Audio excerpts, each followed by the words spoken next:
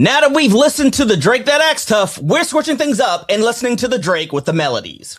We're doing a deep dive into Drake's Maid of Honor album, where he's making us dance and wave our hands with his dance pop beats. Then we break down Drake's Habibti album, where he gets into his smooth, toxic, pacifying bag for the bitches he fucks who confuse themselves with real women. Did Drake nail it with these entries into his discography? Or was this just more filler content for Instagram and TikTok captions? All that and more on today's episode of the Blackest Nerdy Podcast.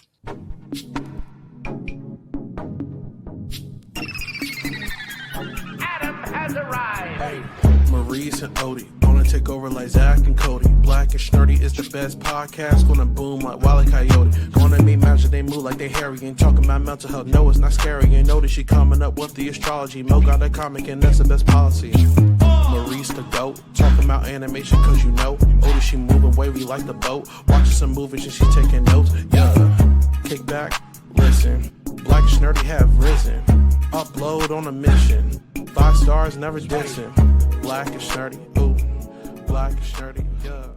Blackish Nerdy.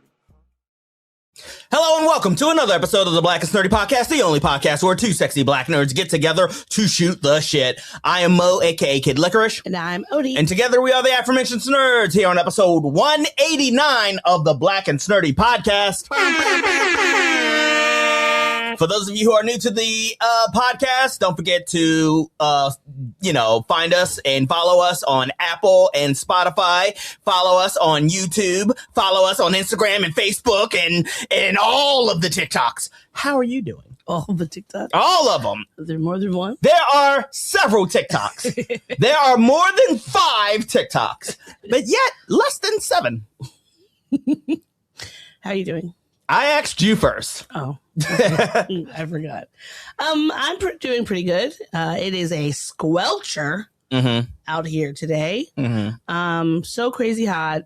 It's just the beginning of May. Well, not beginning of May. It's just the beginning of like spring for real. Yeah. We have a month before summertime comes, but we're ready. And maybe it's just so hot and lovely outside because it's Gemini season.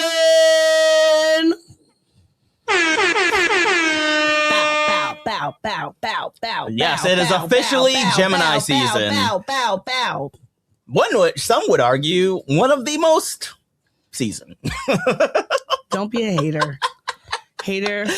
It is definitely the most season. It's a tie between like Gemini season and I would say Scorpion season. It is the most season because it's the most fun. It's the most joyful. It's the most chaotic. Now, Geminis are the ones that are the 2, right? The twins. Yes. Yeah, the twins. Yeah. Twin so sides. that's why it's a lot. And we all love a lot. Okay? We want a lot. All right? Don't be a hater. Is it that we want a lot, or we want nada? Nobody wants nada. Okay? If everyone wanted nothing, nobody would be here and nobody would have any fun. Okay? Do you say how much fun I want? None? No, you say a lot. You want a lot of everything. I want a lot of money. I'm sure there's some fucks out there who are probably miserable who are like, I don't want any fun. Well, fuck them. That's not a part of the people I associate with. No, it is not. And you associate with a lot of people. I do. That's And I guess you're a lot. That was a drop that I meant to play in the last episode. I mean, that I didn't get a chance to for Drake as many times as possible. There's never a time when Drake has tried his best and his best just wasn't good enough. With that being said, shall we get into the mess? Yes, we shall. We are starting things off with a little segment we like to call Pop Topics. When you want a hot meal without a big deal, what are you gonna pick? Pop Topics. Now, for those of y'all who are coming off of the heels of our last episode, we mentioned that Drake had his rollout for the Iceman album. And surprise! He dropped 2 additional albums that are They're albums. albums. Yeah, they're definitely. They are definitely no one albums. can say that these albums aren't albums. He went to a studio. He recorded something, or He maybe recorded a lot of something. He recorded a lot. he might have just put some quotes into AI and said, "Make some songs." Who knows? Who knows? But we reviewed the Iceman album on the previous episode. So if you're interested in our review of that, please revisit that episode. Episode 188. Yes. For this episode, we are reviewing Maid of Honor and Habibti. Maid of Honor. And we're starting things off with Maid of Honor. Maid of Honor.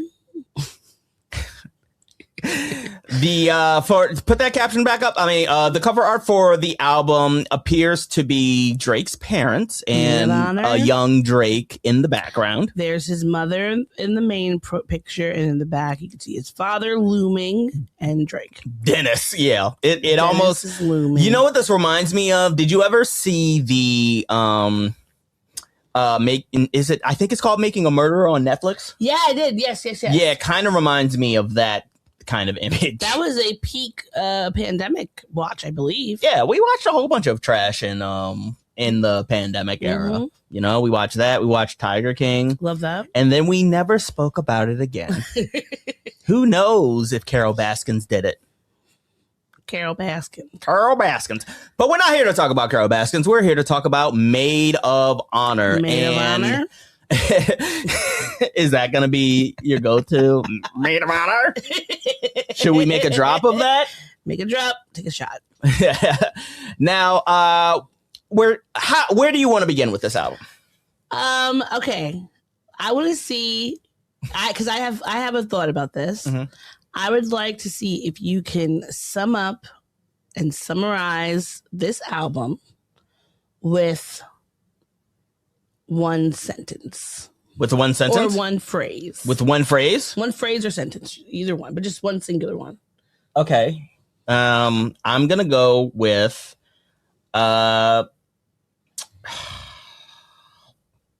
Drake with the melodies. All right. And I'm going to go with Trader Joe's. Why is this Trader Joe's? Okay. So, as we all know, Trader Joe's national supermarket, quote unquote supermarket. One thing about Trader Joe's, people pretty much love Trader Joe's for the most part, but one thing about it is that it's one big grocery store full of snacks. Sure. It's just a big charcuterie board. You're not going to Trader Joe's because you're going to make like this really amazing like Thanksgiving dinner. I see where you're going. You're going there because you want snacks. I want honey roasted cashews. Yes. I want peanut butter filled pretzels. Mm-hmm. I want a little dip spread that I've never seen possibly before. But I'm going to go there. I'm going to try it. I'll probably like it. Okay. You're not going there for a full meal. Mm-hmm. That is how I experienced this album. It's like there's some things that are tasty. Mm-hmm. I like a little app, a little hors d'oeuvre. Mm-hmm. That's what this gave me. There's no substance. It's not a substantive meal. No, because it is not. After you could come to a party full of Trader Joe's snacks. Mm-hmm. You will probably try a lot of snacks and you will enjoy them. Mm-hmm. But you're going to still need to go and get some fucking Popeyes afterwards. Yeah. Because you're still going to be hungry. I would say that this is the type of snacks that you would probably find in a club. Yeah, for sure. Popcorn. Maybe some pretzels, some nuts, maybe. Yeah, that's about it. Because they want you to eat those salty snacks so you'll buy more drinks. Exactly. And that makes sense, too, because the feeling that I got from this album primarily was that these are a bunch of more like club and hookah lounge songs. Yeah. Like, these are songs tailor-made for when you're outside. One thing that I felt like, and I like going into it, like we said last week, I was not rating this against anything else but previous Drake albums. Sure, we were trying to be as objective as possible. Now, I know is a little bit confusing, all things considered, with the cold open that I wrote. Yeah. You gotta call it as you see it. Yeah. So I would say I definitely think this is a better album than Iceman. If anything, this should have been Iceman whatever. Like that should have been the first launch, not what we got, because that album was extremely boring. This one, even though I would say he's not really rapping on any of the albums, maybe, or any of the songs, maybe one or two, I get some raps. For the most part, it's a song album. He's singing the whole time. And I want to say justice for Ja Rule.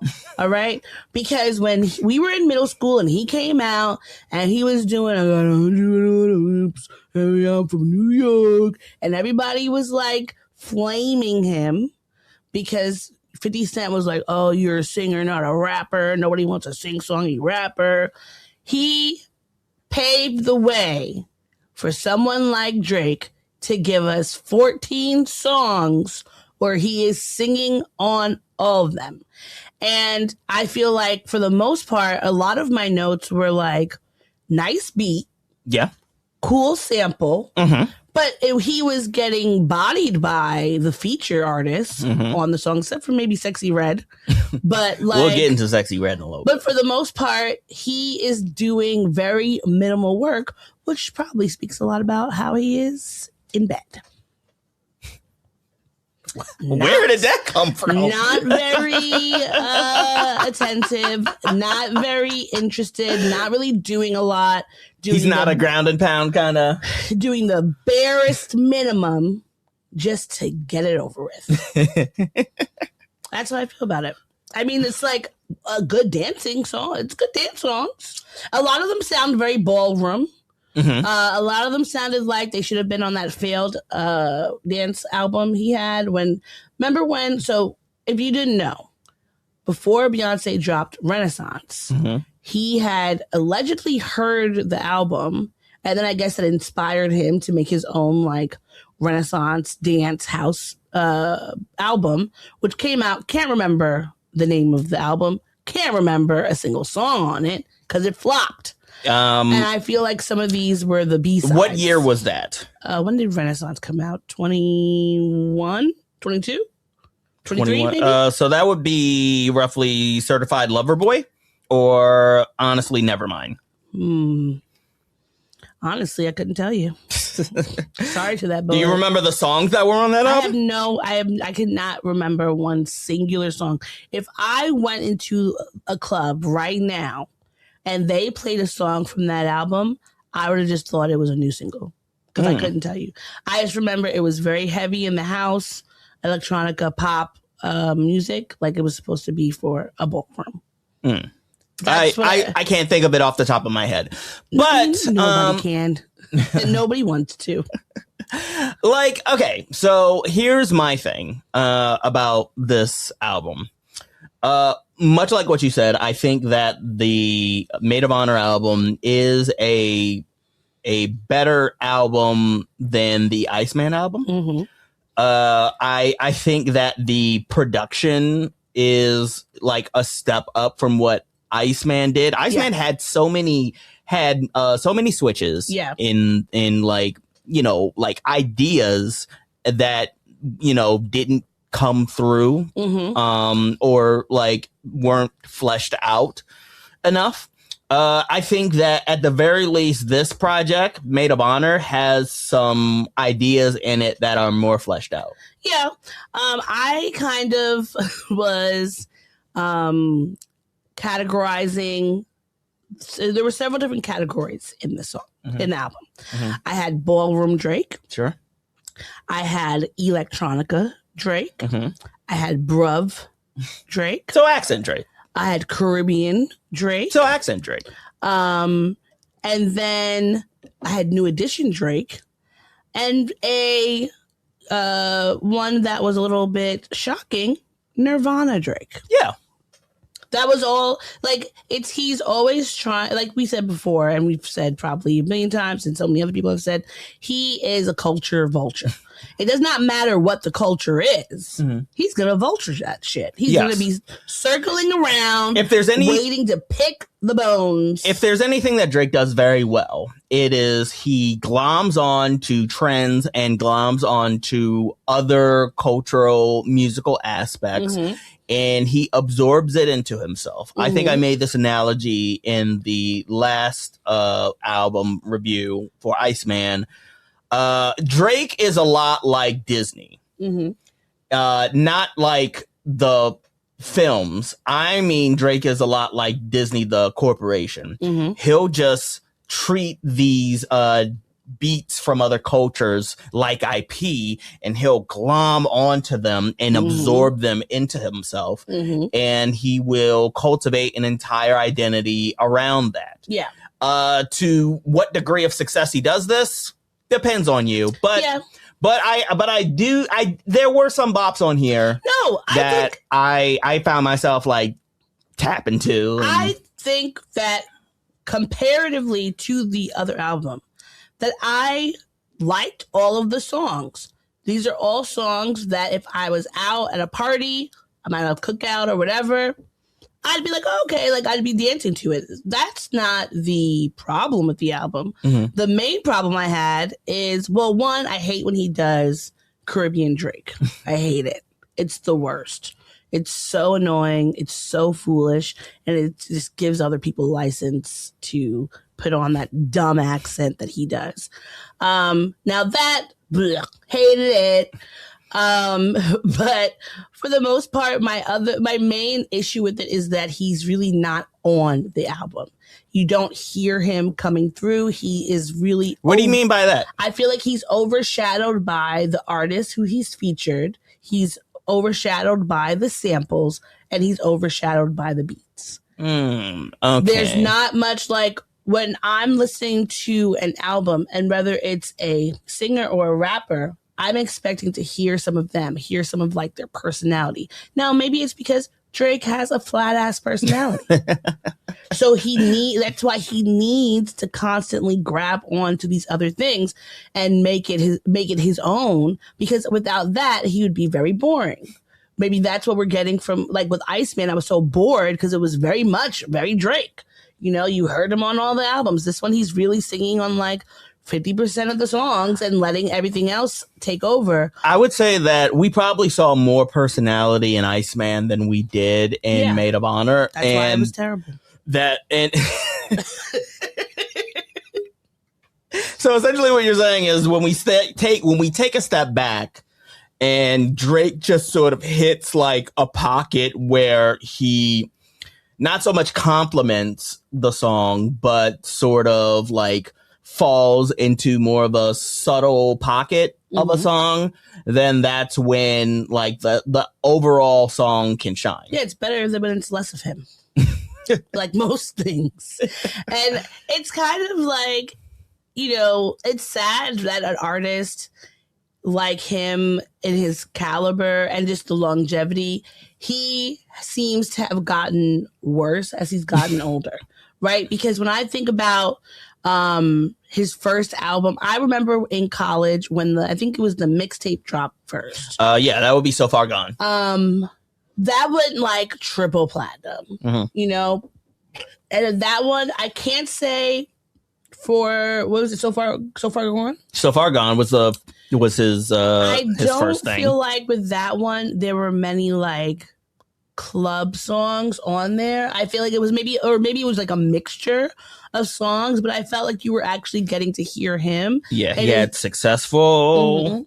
Well, you keep going. I'm just gonna name them out. Best I Ever Had. He had songs on there that was fun, that would like go hard in like a club or a party or whatever. But I thought it was still like a really good album. As he has gotten, maybe it's because he's gotten more wealthy and he's gotten less like grounded in reality, that it's just all starts to sound very artificial. Perhaps it's because back then he had different ghostwriters and now he has been alienating people, so they've been fucking off, you know. But I think that this album, compared to so many of the other ones, it just kind of falls flat. And it's like, even with him having these kind of different genres on the album, I would say other artists are able to do things like that and it still sound like them. But also probably because they have some kind of appreciation for the album. Like, there's a reason why Renaissance went so hard. There's a reason why Cowboy Carter went so hard, because Beyonce, as an artist, she is an actual, like, tried and true artist who, even if it's a genre that she loves, you know, she puts so much work into it and research into it that, like, you're getting deep cuts from people who could be huge and famous and never even realize, because she's going so far down into, like, the knowledge base. With Drake, we don't get that. Everything with him is very surface level. The same thing that I felt like with Iceman. It's just all surface level, but this one just gave us some really good beats. Right. What would you say were some of the standouts on this album?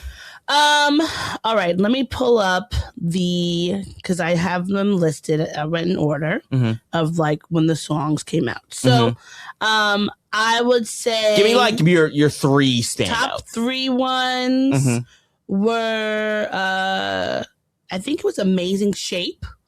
But that's because of PopCon. PopCon. That's a convention for Latinx fathers. PopCon, great singer, dancehall artist. So that one was really good. I will say Drake was boring on here. He kept repeating the same thing about, like, smack that ass, smack that fat ass. Very cheesy lyrics from him. Didn't really give me much of anything. I liked the one with Iconic Savvy, True Bestie. That one was good. And I think that this one, well, okay, the New Edition one, that was track 12, Stuck. But I think that one of the ones that I feel like is maybe an outlier that I wasn't necessarily expecting to like as much is the Nirvana Drink song, Princess. Yeah, the funny thing is, like, that kind of that weirdly aligns with where I was. Like, for me, standout wise, I would say Ho Phase, New Bestie, and Princess. With, I hate to admit this, but I could absolutely see people playing Cheetah Print in the club. I mean, yeah. So my notes for that was that it was a TikTok song that he kind of wanted to just have to make a viral dance because they had that fake cha-cha slide. Yeah, you know, there. And, like, I can have some appreciation for it if it's, like, tongue in cheek. You know what I mean? Like, I don't, much like you said, like, I don't take any of this, like, but so seriously. You know what I mean? So how would you rate this album from 1 to 10, 10 being the best Drake album ever, 1 being the worst Drake album ever? How many snurds are you giving this? I will give this 7 snurds. Really? 7? I think that really that is heavily reliant on the beats. Sure. And the features. Okay. Because all these songs are fun. We love Drake with the melodies. Yes. That is who we want to hear. Yes. And for me, I would say I'm honestly also going to give this a 7. I think that this is reliant on a lot of the classic tropes that Drake has found success in the past. Ultimately, the Drake of today is an algorithm artist. Yeah, for sure. He makes music to dominate the algorithms, to dominate social media, and to do numbers. And in that regard, this is the album that is going to be successful out in the world. And I honestly, like, I don't think it's bad for an artist to have a song or two that is built for TikTok or whatever for the algorithm. It's just annoying when that's a whole album, right? Because you're not giving us really much of anything. I didn't leave here satisfied. I left here wanting something else. I need some more Popeyes. You were satisfied enough to give it a 7. Yeah, but that's out because of it's 10. I gave it a 7 out of 10 because it's that's fun, like a C. Yeah, but it's a C. It's a C album. It's a C album because if you played any of these songs in the club, I'm not gonna mind them, but I'm not gonna go back and listen to the album. Okay, that's fair. All right, and that has been the Maid of Honor album review for Drake's Maid of Honor. Maid of Honor.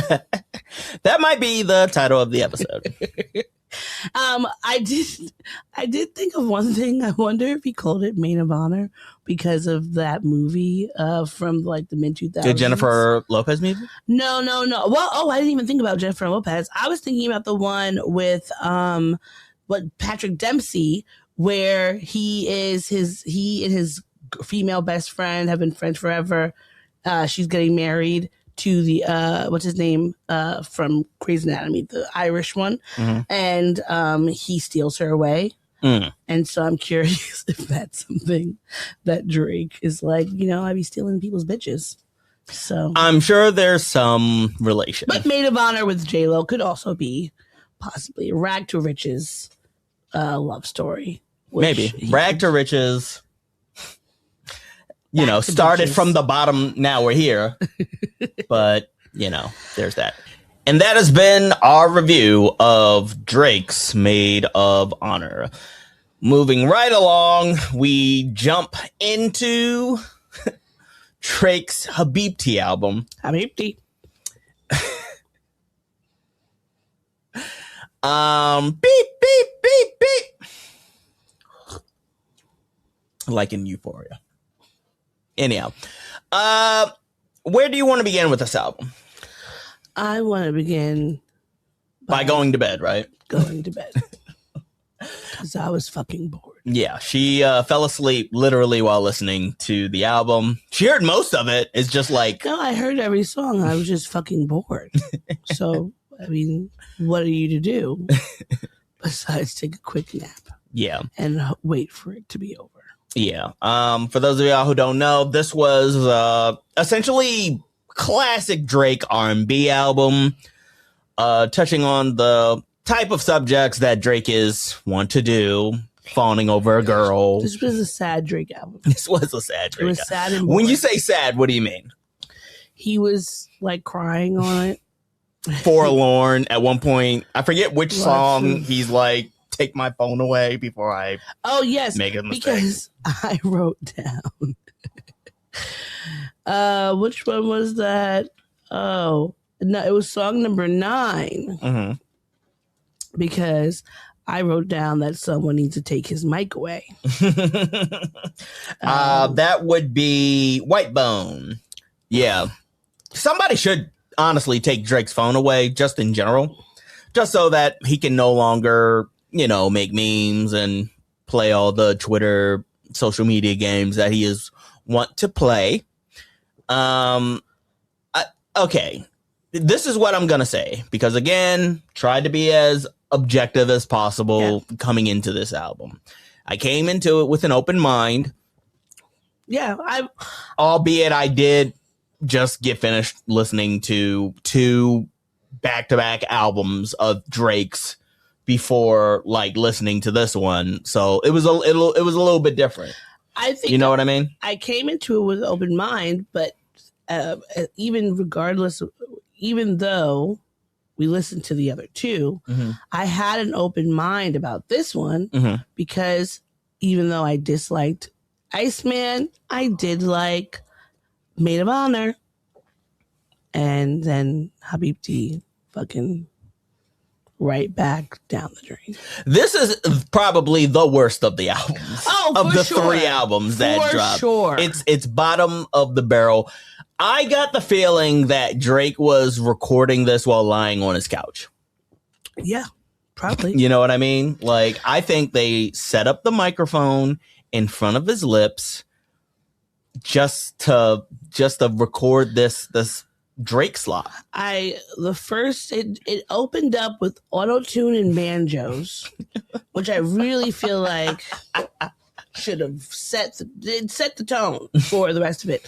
The first song also had maybe some R. Kelly vibes to it, like in the way that he was trying to sound. The rusty intro? The first song, yeah. Rusty intro. Yeah. Which, by the way, sounds like that could be a sex move found in the Urban Dictionary. The Rusty intro. What would the Rusty intro be? It wouldn't be. I think it's making out if you haven't brushed your teeth. Oh, I was thinking something anal. Rusty intro. Yeah, because, someone doesn't fleet. I see what you're saying. It's going to be a little rusty. I see what you're saying. Well, a rusty trombone is like when you're eating the box like groceries and also on the other end. What? Can you break that down? You're familiar with the term that was from a few years ago, may have been as part of our 20s, eating a box like groceries, right? I got that part now, but what is the trombone? Are you giving someone a hand job as yes. well? Okay. So eating the box, getting a handy. Well, I mean, eating ass, and then. Oh, eating ass like groceries. Yes. And, so you're eating the guy's ass and milking him. Yes. Got it. Yeah. All right. Can't believe it did that on the. Yeah.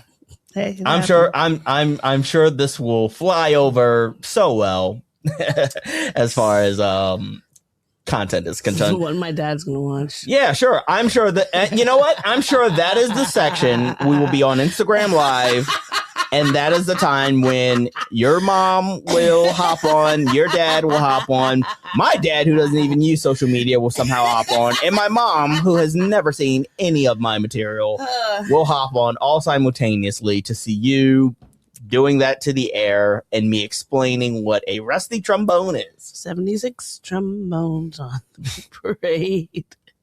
Could you imagine 76 rusty trombones? I can. That's a lot.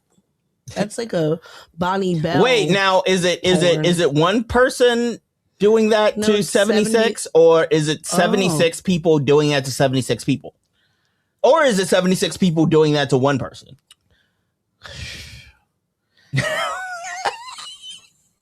Somehow I think it's better if it's just 76 people doing that to 76 people. What would Bonnie Blue do? That's her name, right? Bonnie Bell or Bonnie Blue? I think it's Bonnie Blue. What would she do? What would she do? Yeah. I mean, I think she would do it on 76 people. Yeah, I think so. I mean, she herself is not 76 people. Yeah, I know. I think she would do it to 76 people. Probably. Maybe like in one sitting. Yeah. She would probably break a record. She's broken a few at this point. I'm sure she's broken some records. She's broken some cervixes. I'm sure she's broken a number of things. Yeah, prolapsed penis. This is to illustrate how boring this fucking album is. Completely. We would rather talk about something else that is mad irrelevant and also not interesting in the grand scheme of things than this album. There's so many other this things album I'd rather be fucking doing. sucks. It did. I felt like one thing that was happening a lot was I was unsure where one song was starting and another was beginning because he was doing, similar to Iceman, a lot of changes. Yes, he had a have I made the joke on this episode yet? I know I didn't make it on the last episode. What? That the joke is that Iceman had more switches than an 1810 plantation. You did make the joke. On the last album or the one that we recorded previously that didn't go out? On the one that we had recorded previously. That didn't go out? Oh, that didn't go out? Yeah. Maybe it was on that one because you did make the joke while we were recording. It might have been that one. Right, yeah. So, anyhow. I thought it was boring. On WNBA, he is going from fangirling over the NBA to fangirling over the WNBA. Probably because he's still mad at LeBron. Here's the thing. Hurt him too bad. Here's the thing that I will give this album some credit. There seemed to be a through line, a storyline going through the album. So on a conceptual level, I will give it some credit. He had Sexy Red on there again, which was unnecessary. Does she owe him money or he owe her money? I don't know whichever that is.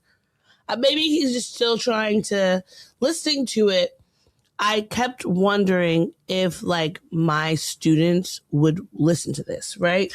And not this Sexy Red album. They'll probably, not the Sexy Red song. They'll probably listen more to the Cha Cha Slide one from the Maid of Honor than this one. I was thinking like perhaps he has her on these songs because he's trying to get to that younger audience. No, he's doing all this shit to get to younger audiences. The Maid of Honor album is definitely a younger audience album. But I feel like, yes, because of the algorithm piece of it, but I do think the beats of it and like the samples, I think that it makes it more like everyone could possibly appreciate it. Maybe, but with this album, I feel like as far as the beats and the subject matter, it's more for like... Were there beats on this album? I'm going to say something controversial. The way that Drake's Habibti album reminds me of the old initial, like, Take Care, So Far Gone style of Drake, in that the problems that are being addressed are for those in like their younger 20s, maybe late teens, right? Yeah. The problem is it's now coming from a 40-year-old man, an almost 40-year-old man. Yeah, I saw that on when I was on Genius, like looking through the lyrics. Somebody had put on a comment for Habibti, like, why is he still making these sad breakup songs in 2026? It's not to say that he, being almost 40, can't experience heartbreak, have a bad breakup or anything like that, but it still sounds like you are dealing with these situations like you did when you were 25. Exactly. Like, so it's not the situation that you're going through, it's your reaction. Yeah, there's no growth, but I think he has been, like, he plateaued and then he's still trying to reach back and grab the fame and the adoration that he had during that time, but he can't do that, and he's not making new music that's more interesting. Like, again, going to someone like a Beyonce, right? Beyonce has been making albums since I was in elementary school, right? Sure. But when you listen to each album, there is still a progression. Even if she decides to make a dancey song or one that's more hip-hoppy or, strictly R&B, you could see that there's still growth. There's still some changes. I can't see Beyonce making a Crazy in Love right now, right? Like, it would be very different. I can't even see her making a Cater to You right now. Like, there's actual growth, even if her songs might still deal with, it might deal with cheating. It might deal with falling in love. It might deal with just like hanging out with your girlfriends or whatever the case may be. But it's different. It doesn't feel the same. And I am so bored. I'm snoring at this album because it just feels so generic. It feels like he didn't even try. Like, honestly, I did come into the album with high hopes because of what we got with Maid of Honor. Maid of Honor. Is this like your version of Randy? Maybe. Shout out to Randy. But I just was, it just felt like I couldn't wait for it to be over. I was so glad. Honestly, never mind. Honestly, I feel never mind. Like, yeah, that's what it felt like. Never mind. That's what the album feels like. Never mind. But no, because you're saying honestly, I'm saying never mind. Honestly, never mind. That's his album. Yes. Oh shit, I forgot about that. But I wish when we were first debating on like what should we listen to first, whatever. And I wish I would have listened to this one before I listened to Maid of Honor, because I would have at least ended on a high note. Mm-hmm. And I would have like been able to maybe appreciate this one more because I had less expectation, because I didn't have it coming from Iceman. It was like, meh, that was terrible. And so this would have at least been in the songs that I'm like, yeah, that figures. This would have been it. But I was very disappointed. I was very disappointed in Drake, even more than I usually am. To piggyback off of what you were saying, as far as like artist development, artist creativity, artist growth. Mm-hmm. Here's what I think happened with Drake based on listening to this particular project. I think that early on, he figured out what he was good at, aka R&B Drake. Yeah. Right. But instead of taking his talent and sharpening that skill, honing that skill, and growing that skill, I think that he just plateaued and stayed within that realm. Yeah. So instead of, say, a 40-year-old person taking the skill of being able to be emotional and talk about heartbreak and talk about loss, what he got from that is, as a 40-year-old, I should be talking about the same subject matter that I was talking about when I was in my 20s. Well, because he doesn't, and perhaps it's because but for a modern audience. And perhaps because he doesn't really spend time with people in his age, like his age mates. Like, the women he goes after are not his age mates. The people he's hanging around to try to glom on their success, not his age mates. So, sure. I definitely cannot imagine Drake interacting with a woman in their late 30s, early 40s. Because she'd be like, fuck off. Or even in their mid 30s, or any woman who's in their 30s, because quite frankly. The thing about, there's a reason. How old is Sexy Red? You keep talking. Probably like 23. You keep talking. But like, even as a young girl, like in college, when guys who were like maybe, 28, there we go. Oh, she's older than I expected. But I remember even as a young girl in college, when guys who, I'd be 18 and they're like 26 trying to talk to us and all that, and I'd be like, look, you can take me to Applebee's if you want, but I have no real interest in you, because I always felt like if you're talking to me and you're that age, one, why is it that you're talking to me? Why aren't women your age trying to talk to you? And that you will have some sort of belief that because I'm so young, I'm not going to have the expectations of a woman your age. So then you bring that even further to women who are even older and more established in their life and in their careers and things like that. Like, you having money, as much as that's cool, sure. Like, who doesn't want someone who has money or can like buy them stuff and take them out to dinner and all that? But it also gets old after a while. You're not going to be able to keep a woman who is like a grown up for that long when all you have is money. And even if you do keep her, it's probably really not going to be a substantive relationship. Like, it's going to be very surface level. You're going to be buying her shit, and she's going to gather all her materials that she can get and then go fuck off to someone she actually like can see having a life with. But he's so mature. Who could you really see him being with that is his age mate? You know, like, even thinking of like him and Rihanna. They dated, 10 years ago or so. And I couldn't imagine Rihanna, whether she was single or not.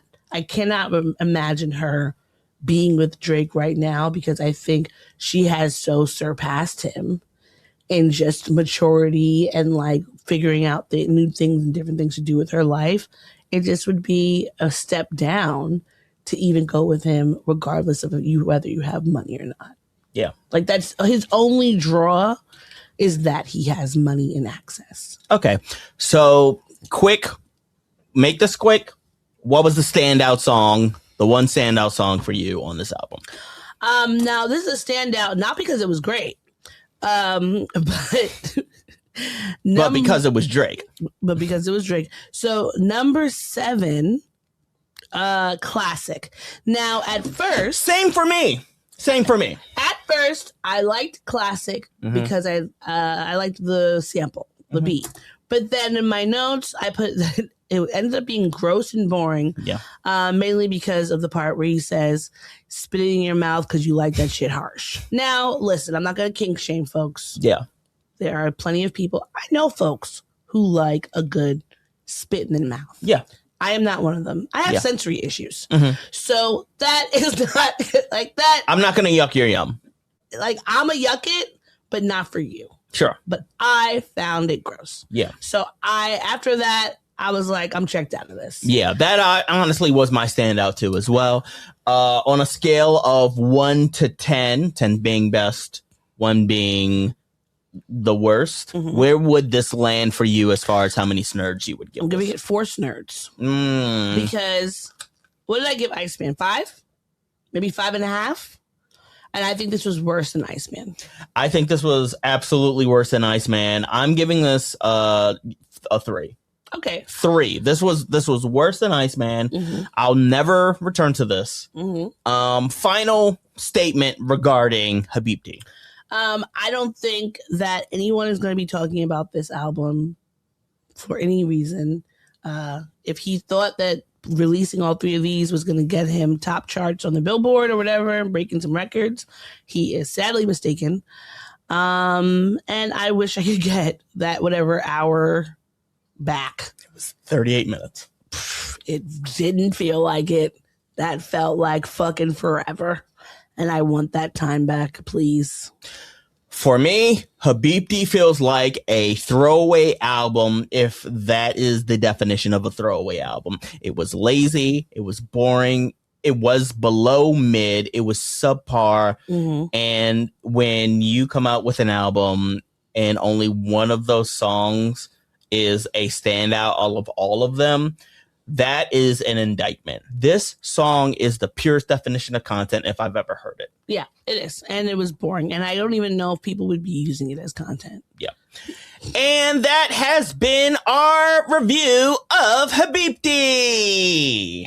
And that has also been our pop culture segment. When you want a hot meal without a big deal, what are you gonna pick? Pop topics. All right. Are you ready to move on? I sure am. All right.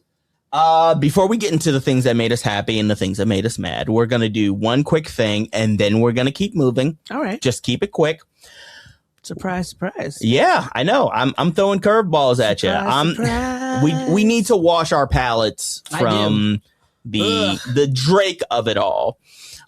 We are going to do a quick round of Odie's anime breakdown. All right. Are you ready? I guess. I'm putting a minute on the clock. All right. For those of you who don't know, Anime Breakdown is a quick segment where I ask Odie to describe an anime that she has seen me watch. I watch a lot of anime from time to time. She has witnessed me watch a lot of anime from time to time. Sometimes we watch them together. A lot of times she's just in and out of the room. And I want her to describe an anime for me. Are you ready to play this? No. I'm scared. All right. I want you to describe Dan to Dan. Oh, God. Well, I can describe the... I'm putting 1 minute on the clock. I can describe the theme song because I will put it 1 minute on the clock. You have 1 minute. Go. All right. And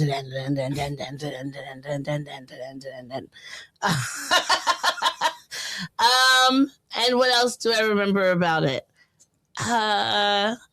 Is it with school teens? Perhaps. Oh wait. I think is Dan to Dan the one where the girl and the boy go into the cave to find, because she believes in he believes in ghosts. I think she believes in witches, and they go into the cave at like the first season. They go in, and he's trying to convince her. They see this old lady ghost. The old lady ghost tries to steal his penis. Eventually, over the course of the episodes and the seasons, his penis is stolen. He gets turned into, an alien. It's aliens, ghosts, and witches. And then at some point, his penis is stolen. They have to get it back from the ghost or from the old lady ghost. Time. All right. Do you know how sure do you feel about this? I feel like I'm a 7. Okay, so a couple of things. One, you were right. They're students. 2, you were right that there's a supernatural element to this. She believes in ghosts. He believes in aliens. Yes. You were right that in the very beginning, he goes into a tunnel because there is a superstition about a spirit, and she goes into an abandoned building because it's supposed to be a place for alien sightings and stuff, right? What you got wrong was they do not steal his penis. They steal his balls. They steal his testicles. So I'll give you points for that. All in all, so far of the times that we have played this, you've gotten this more right than you've gotten it wrong. So if we're ranking this with letter grades, I'd give you a B. Yes. I would give you a B. And that has been Odie's Anime Breakdown. How did I do with the theme song? Because it's like... You got the beginning of the theme song correct. Yeah, well, that's the main... The other parts didn't like... Yeah, it literally starts as like... dun dun dun dun dun dun dun dun dun dun dun dun dun dun dun dun. Yeah, that's how at the very least the first season theme song starts. All right. With that being said, are you ready to get into the things that made us mad? Yes. Bring it. What? We gripe it. We're not griping anywhere else. We gripe it. This safe space for us to share. We gripe it. We ain't griping anywhere else. We gripe it. What's making you mad this week? I got there.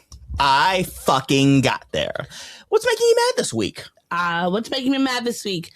Fucking bullshit nitpicking is making me upset.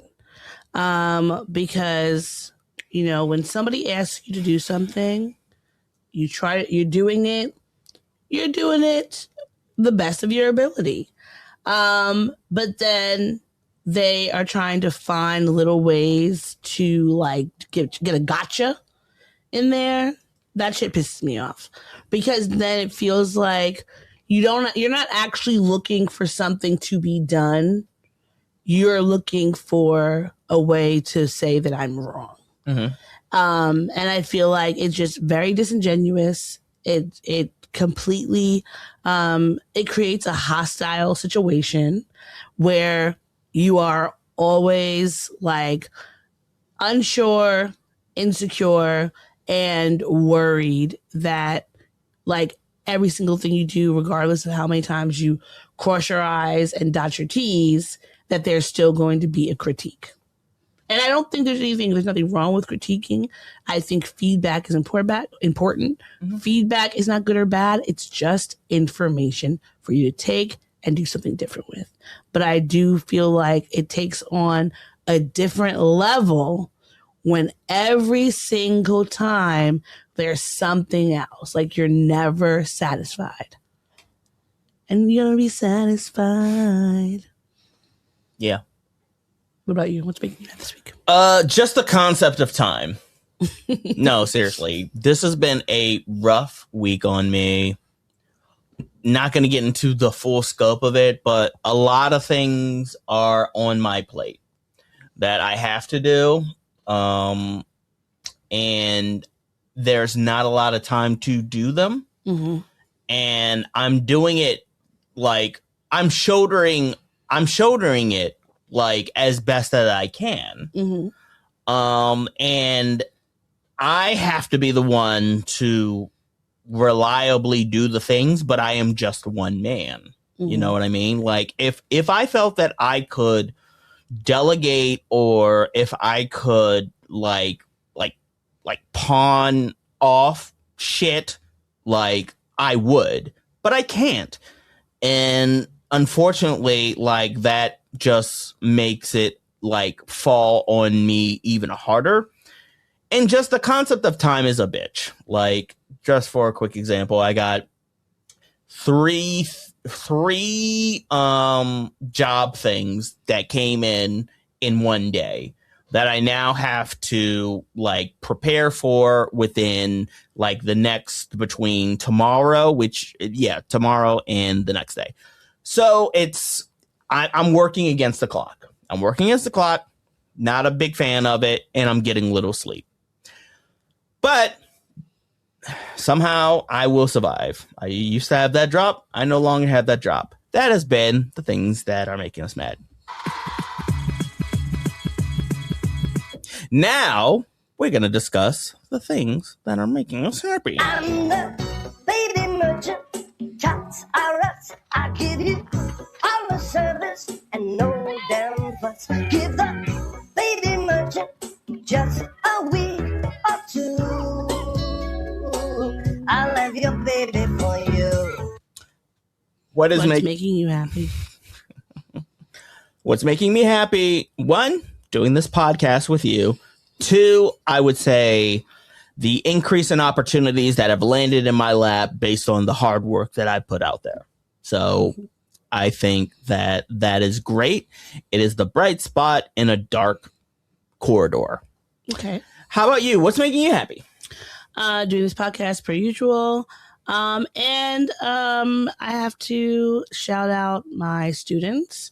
Today was science fair, and one group of students actually won for the 8th graders. They won the top award for that.